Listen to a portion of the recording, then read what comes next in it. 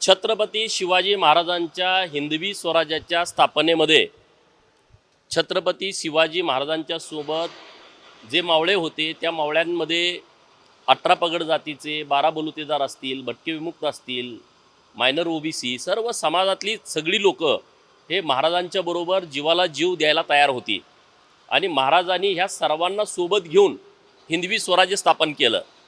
त्यामध्ये धनगर समाजाचाही खूप मोठा महत्त्वाचा वाटा आहे। छत्रपती शिवाजी महाराजांच्या हयातीमध्ये रायगडावरती सर्व तिथल्या कामगिरी या सर्व धनगर समाजावरती असायच्या। आता ह्या सह्याद्रीचा एवढा मोठा अवाढव्य पर्वतरांग आहे आणि या अवाढव्य पर्वतरांगेमध्ये सुईसारख्या छोट्या वाटा शोधायच्या आणि त्या सुईसारख्या वाटा शोधून जिथं कुठं दुश्मन आहे त्याला शोधायचा, त्याच्यावरती हल्ला करायचा, सपासप वार करून त्यांना संपून परत यायचं, परत त्या वाटा मोजवायच्या, परत नव्यानं वाटा निर्माण करायच्या। मेंढ्या राखत असताना शत्रूंची सर्व माहिती घ्यायची आणि ते गुप्तहेरांच्या मार्फत परत महाराजांच्यापर्यंत पाठवायची। असे असंख्य कामं ही मावळ्यांनी केलेली आहेत। आता परवा 9 तारीख झाली, 9 तारखेला शिवराज्याभिषेक दिन होता तिथीनुसार आणि जेव्हा महाराजांचा शिवराज्याभिषेक झाला त्या दिवशी सुवाना देवकाते हे अत्यंत विश्वासू सरदार हे त्या सोहळ्याला तिथं उपस्थित होते। आता महाराजांच्या पश्चात रायगडावरती म्हणजे 1680ला महाराजांचं देहावसन झालं, तिथून 1780, 1880, 1980 आता हे राजकारण हे सुरू झालं। 80 नंतरच्या काळामध्ये जवळपास 300 वर्ष या सर्व जे 24 कुटुंब तिथं आहेत, उकिरडेकर आडनावाचे आहेत, जोरे आहेत, या सर्व लोकांनी तिथं महाराजांच्या समाधीची सेवा केलेली आहे। जेव्हा महात्मा ज्योतिबा फुले तिथं समाधी शोधायला गेले तेव्हा हीच लोक होती, दुसरं कोणी नव्हतं तिथं।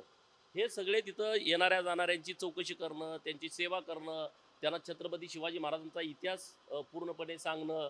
नंतर लोकमान्य टिळक गेले, त्यांनी जयंती चालू करण्याच्या संदर्भातली भूमिका मांडली, तेव्हाही सगळी लोक होती। आता मध्ये त्यांच्या होना सापडल्या ज्याची किंमत बाजारी मूल्यानं 17 कोटी रुपये होती, ही सगळी लोकांनी धनगर समाजाच्या लोकांनी आणून सरकार दरबारी जमा केली। म्हणजे इतकं मोठं योगदान या धनगर समाजाचं असताना आता नेमकं कुणाच्या डोळ्यामध्ये ही लोक खुपतायत हे पुरातत्व विभागानं त्यांना नोटीस काढली की तुमची आता घरं इथून काढून टाका। अरे जे छत्रपती शिवाजी महाराजांच्यासाठी त्यांच्या हयातीमध्ये त्यांच्या पश्चात त्यांचा विचार लोकांच्यापर्यंत जावा याच्यासाठी रात्रंदिवस मेहनत घेणारी लोक आहेत, हे काही जिहादी लोक नाहीत, हे जिहादी अतिक्रमण नाही, तुम्ही त्यांना अतिक्रमण म्हणून काढायचा नोटीस दिलेले आहेत। तर मला हेच सांगायचं आहे की आज पण तिथं छत्रपती शिवाजी महाराजांच्या रायगडावरती एवढं मोठं तेज आहे, कुणीही रायगडावरती गेला मेलेला माणूस उठून उभा राहील, इतकी क्षमता, इतकी ताकद, इतकी ऊर्जा ही रायगड किल्ल्यामध्ये आहे। परंतु या धनगरांच्या झोपड्यामध्ये लाईट नाही आज पण। आज तिथं जो रोपवे आहे सगळी लोक त्या रोपवेमधून जातात, परंतु बाळांतीन बायका सुद्धा आपच्या चालत जातात तिथून, रोपवेमध्ये त्यांना जायला परवानगी नाही। हे जे सगळे प्रकरण आहेत मी आज तुमच्या साक्षीनं हे नोटीस फाडून टाकतोय आणि त्या सर्व धनगर समाजाचं संरक्षण करण्याची जबाबदारी कार्यकर्ता म्हणून माझी आहे। राज्याचे मुख्यमंत्री माननीय देवाभाऊंच्या कानावरती ही सगळी गोष्ट मी परवा घातलेली आहे आणि ते व्यवस्थितपणे यातून नक्की मार्ग काढतील। त्या लोकांना पक्की घरं देणं, त्यांच्या घराला पूर्ण वेळ लाईट देणं ह्याची जबाबदारी मी आज घेतोय आणि येत्या 2 ते 3 दिवसामध्ये आम्ही सर्व कार्यकर्ते रायगडावरती या सर्व कुटुंबाची भेट घेण्यासाठी आम्ही रायगडावरती जाणार आहोत। पुरातत्व विभागानं ह्या ज्या नोटिसी दिलेल्या आहेत त्या नोटिसी तात्काळ परत घ्याव्या। तुम्ही जर पुरातत्व खात्याची लोक आहात तर तुमच्याकडे याची नोंद असणं आवश्यक होतं की महाराजांच्या हयातीत आणि महाराजांच्या पश्चातीमध्ये जिथं कुणी त्या रायगडावरती ज्या काळामध्ये कुणी इतक्या मोठ्या संख्येनं जात नव्हतं तेव्हा ही सगळी मंडळी तिथं येणाऱ्या लोकांची पाहुणचार करणं, त्यांना महाराजांचा पूर्ण इतिहास तिथं समजावून सांगणं, रायगड किल्ल्याची पूर्ण माहिती लोकांना देणं, हे सगळी कामं या धनगर समाजाच्या लोकांनी केलेली आहेत। त्यामुळं पुरातत्व विभागानं जो खोडसाळपणा केलाय, कुणाच्या सांगण्यावरून केलाय, याच्या पाठीमागं कोण आहे हे सर्व त्यांनी लोकांच्या समोर आणण्याची आवश्यकता आहे आणि या तात्काळ नोटिसी त्यांनी माघारी घेण्याची आवश्यकता आहे। बच्चू कडू हे शेतकऱ्यांचे नेते आहेत, शेतकऱ्यांच्यासाठी उपेक्षित घटकांसाठी लढणारे नेते आहेत आणि त्यांनी काही भूमिका शेतकऱ्यांच्या बाबतीमध्ये घेऊन उपोषणाला बसलेले आहेत। तर बच्चूभाऊंना ह्याही गोष्टीची नक्कीच माहिती आहे की राज्यामध्ये माननीय एकनाथ शिंदे साहेब यांचं 2022ला आलेलं सरकार, नंतर 2024ला देवाभाऊंच्या नेतृत्वामध्ये पूर्ण बहुमतात आलेलं महायुतीचं सरकार, किंवा 2014ला देवाभाऊंच्या नेतृत्वामध्ये आलेलं महायुतीचं सरकार यांनी शेतकऱ्यांच्यासाठी अत्यंत क्रांतिकारी निर्णय केलेले आहेत.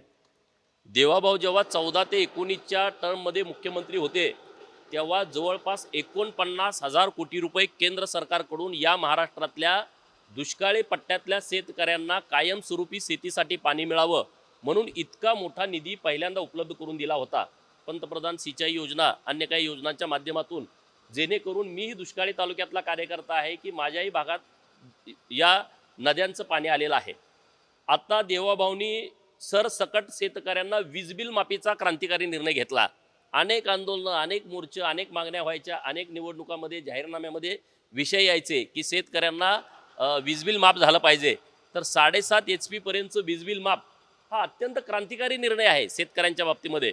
आता सोलारवरती वीज म्हणजे महाराष्ट्र देशातलं सर्वात जास्त, मी कालच माननीय देवाभाऊंची प्रेस ऐकली, त्या प्रेसला होतो, 10 लाख पंप जे बसवले त्यातले 5 लाख पंप महाराष्ट्रात बसवलेले आहेत.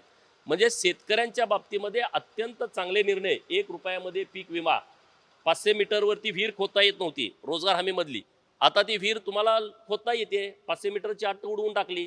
नंतर पूर्वी 3 लाख रुपये रोजगार हमीच्या विहिरीसाठी मिळायचे, आता ते 5 लाख रुपये मिळत आहेत. 20 लाख शेतकऱ्यांना, जे बेघर शेतकरी आहेत त्यांना 20 लाख घरं पंतप्रधान आवास घरकुल योजनेमधून दिलेले आहेत. त्यांना 5 बरास वाळू मोफत, ज्यांना घरकुल दिलं जाईल त्यांच्या घरावरती सोलर पॅनेल, म्हणजे त्यांचं जोपर्यंत घर आहे तोपर्यंत वीज फ्री.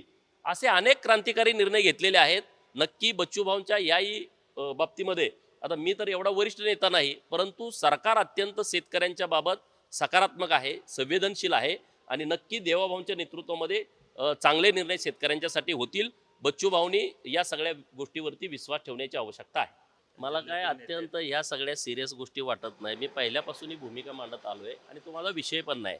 आता त्यांनी का भूमिका मांडली, ते का पळ काढायला लागले, ते त्यांना विचारणं तुम्ही आवश्यक आहे. परंतु आत्ताच्या महाराष्ट्राच्या राजकारणामध्ये माननीय देवाभाऊंच्या नेतृत्वामध्ये एकदम सक्षम सरकार महाराष्ट्रात सुरू आहे. त्यामुळे कुणाचं काय चाललं आहे, कशा पद्धतीने चाललं आहे, याकडं लोक आता अत्यंत सिरियसपणे अजिबात बघत नाहीत. आणि मुळात जयंतराव हा राजकारणातला विषय पूर्णपणे संपला आहे. उगाच त्याला आता सारखी जाळ घालून तो काय मोठा करण्याचा तुम्ही प्रयत्न केला तरी तो काय मोठा होणारा विषय नाही. तो आता पूर्णपणे दिवा विजताना मोठा होतो तसा तो झालेला आहे. आणि हा पळ काढणारा माणूस आहे, हा रणांगणात टिकणारा माणूस नाही. हा अनुकंपावरती भरती झालेला कार्यकर्ता असल्यामुळं हा काय लढाऊ नाही. या जयंतरावनी कुणासाठी संघर्ष केला नाही, एखादा दिवस जेलमध्ये गेला नाही, एखादा मोठा प्रोजेक्ट सांगली जिल्ह्यासाठी आणला नाही. एवढे वर्ष ते महाराष्ट्राच्या राजकारणामध्ये VIP कॅबिनेट मंत्री म्हणून राहिलेत, परंतु एक ते प्रोजेक्ट सांगू शकत नाहीत. आज देवाभाऊ राज्यात मुख्यमंत्री आहेत, कितीतरी प्रोजेक्ट सांगता येतील. समृद्धी महामार्ग सांगता येईल, राज्यामध्ये जलयुक्त शिवारची योजना सांगता येईल. 28,000 गावामध्ये 6.5 लाख कामं केली की ज्याच्यामुळं शेतकऱ्यांच्यात एक पीक निघत तिथं 2 पिकं निघत आहेत, जिथं 2 पिकं निघत तिथं 3 पिकं निघत आहेत. कितीतरी विषय सांगता येतील. रस्त्यांचं जाळं निर्माण केलं, ग्रामसडक योजना, मुख्यमंत्री ग्रामसडक योजना आणली, जी कधी गावातल्या लोकांच्यासाठी रस्ते नव्हते, 3 टप्प्यामध्ये ते रस्ते देऊन टाकले लोकांना. कितीतरी निर्णय सांगता येतील, पण ह्यांना काही कामच करता आलं नाही.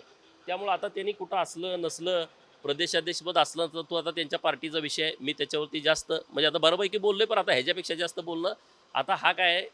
सायकलला मी मगाशीच म्हटलं, आम्ही पूर्वी सायकल वापरायचो, तुम्ही वापरायचा. सायकलचा पंक्चर झाला तर तो काढता येतो, पण तो बस्ट झाला तर काढता येत नाही, ट्यूब बदलावी लागते. हा आता बस्ट झाला, याची ट्यूब पूर्णपणे टायरसुद्धा बदलावं लागेल, अशी परिस्थिती आता ही झालेली आहे.